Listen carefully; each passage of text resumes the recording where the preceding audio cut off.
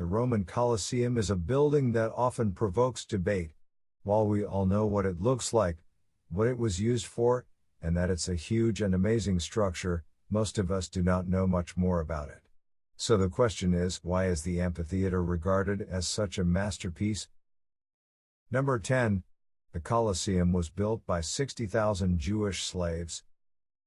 Situated on the eastern side of the Roman Forum, the enormous stone amphitheater known as the Colosseum was built around 70 to 72 AD by Emperor Vespasian of the Flavian dynasty as a gift to the Roman people. In 80 AD, Vespasian's son Titus officially opened the Colosseum, originally known as the Flavian Amphitheater, with 100 days of games, including gladiatorial battles and wild animal fights. After 4 centuries of active use, people were unaware of who had actually built the amphitheater and assumed that Vespasian had appointed government employees to work on the project. However, Vespasian's son Titus had actually brought 60,000 Jewish slaves to Rome who worked day and night to build the Roman Colosseum. Confirmation of this can be seen in the Arch of Titus, which shows a menorah from Jerusalem. To this day, the Talmud prohibits Jews from walking beneath the arch. Number 9. The Colosseum had a different name. As is often the case with ancient monuments, the Colosseum wasn't born with this name. Construction of the amphitheater began in 72 AD under Emperor Vespasian and his son Titus, a period named after the Flavian dynasty. In this way, the Colosseum was principally known as the Flavian Amphitheater. The name Colosseum was coined in the Middle Ages, and it is believed to allude to the colossal statue of Emperor Nero that stood nearby. However, legend states that the name Colosseum is connected to satanic worship, as at the end of every satanic ritual, the priest would ask Colosseum, "Do you worship him?" Which sounds fundamentally the same as the word Colosseum. Number 8. Gladiator fights in the Colosseum.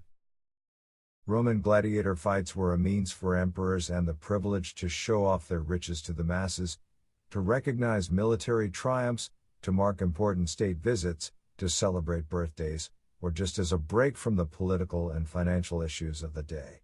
The general population loved the excitement of gladiator fights, which were held in huge venues throughout the empire, with the Colosseum the grandest of them all. There were often up to 50,000 spectators from all sections of Roman society who enjoyed the games in the Colosseum.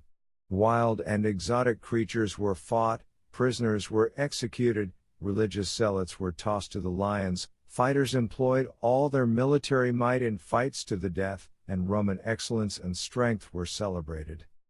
Many blockbuster movies have been inspired by the history of these battles in the amphitheaters, such as Gladiator, which incidentally was not even filmed in Rome, but in sets across different parts of Tunisia. Number 7. Monument for the Roman people, not the emperor. A few historians believe that the building of the Colosseum was subsidized by riches taken from Jerusalem during the quashing of the Great Jewish Revolt in 70 AD.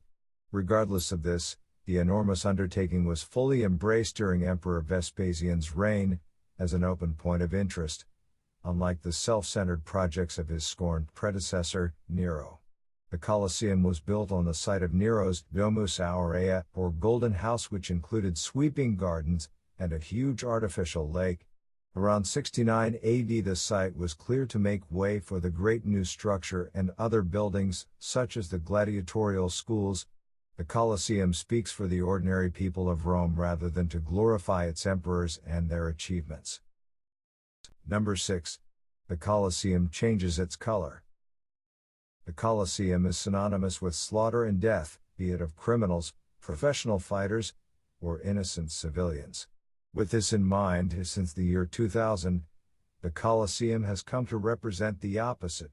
In support of the campaign against the death penalty, every time a sentence of capital punishment is cancelled, the Colosseum's night lighting is changed from white to gold.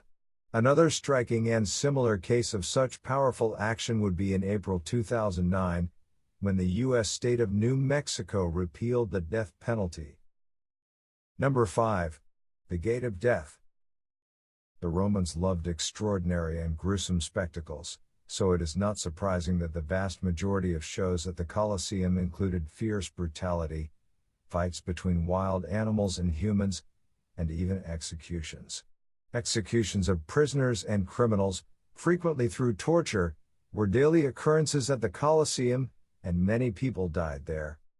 The dead bodies were taken out through the west exit, known as the Gate of Death, towards the setting sun. Because of its dark reputation, during the Middle Ages groups of criminals also dumped the bodies of their victims there. It is also believed to be the site of many pagan rituals because of the abundance of herbs and plants that grew amongst its ruins, which attracted those practicing witchcraft.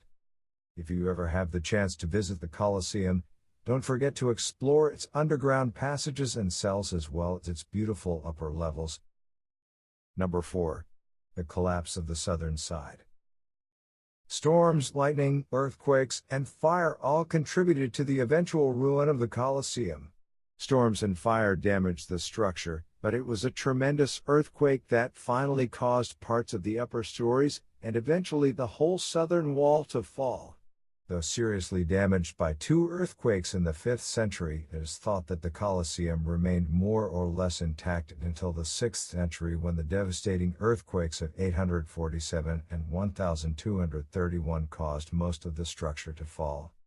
Despite all the damage it has suffered, people still see beauty in the Colosseum and often say that the collapse of the southern side gives it a special atmosphere and is a reminder of its past history and providence. Number 3. The Colosseum is used for botanical studies. In the 20th century, Roman rulers were influenced by the trend for gardening among the green-fingered English upper classes and started to plant roses and other exotic flowers amongst the ruins, which prospered in the spring waters. As a result, the Colosseum has become a place unlike any other, not only showcasing its birth and decline but charting a history from brutal annihilation to lavish fruitfulness.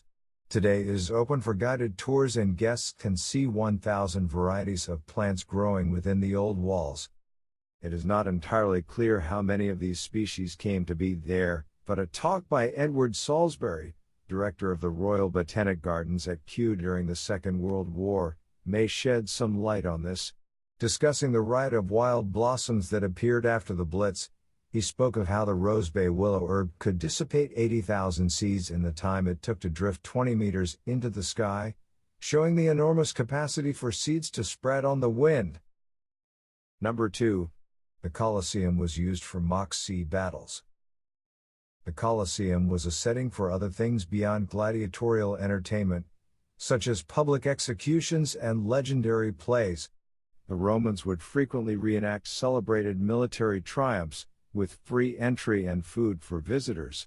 Maybe the most magnificent spectacles at the Colosseum, however, were the sea battles staged in the flooded arena, which could be filled and emptied quickly. The greatest sea battle held at the Colosseum was in 80 AD. The Roman ruler Titus demanded that the amphitheater be flooded and ordered flat-bottomed boats to be made, which were ideal for the shallow water. Students of history still don't know precisely how these ocean fights were staged. The principal battle at the Colosseum involved 3,000 warriors and acted out the fight between Athens and Syracuse. There was even a fake island built in the arena, where the mariners landed and conducted their battles. The last naval battle in the history of the Colosseum was reported to have been staged in 89 AD and was organized by Emperor Domitian. Number 1. A place of worship for Christians. Roman rulers were considered an integral part of the nation's religion, and they were routinely worshipped to ensure Roman success both at home and on the battlefield. Since the Romans' belief in their gods was fundamental in securing the well-being of the nation, they were wary of and hostile to other religions such as Christianity, and to follow them was considered unpatriotic. Moreover, many Christians refused to serve in the armed forces since killing other people went against their religion. A few Christians also refused to hold government posts, take part in trade, or offer credit since they saw these exercises as morally wrong. The Roman government routinely punished Christians for this, particularly during unsettled periods when there was a tendency to rely on the old Roman beliefs and traditions. They gave Christians the chance to renounce their bizarre, unpatriotic convictions before sentencing them to death in the arena or by formal execution. Nowadays, a Christian cross hangs in the Colosseum and is used as a place of worship at certain times of the year to remember those who were killed. This is also linked to the Roman Catholic Church, as every Good Friday the Pope leads the torchlit Way of the Cross parade, which starts at the Colosseum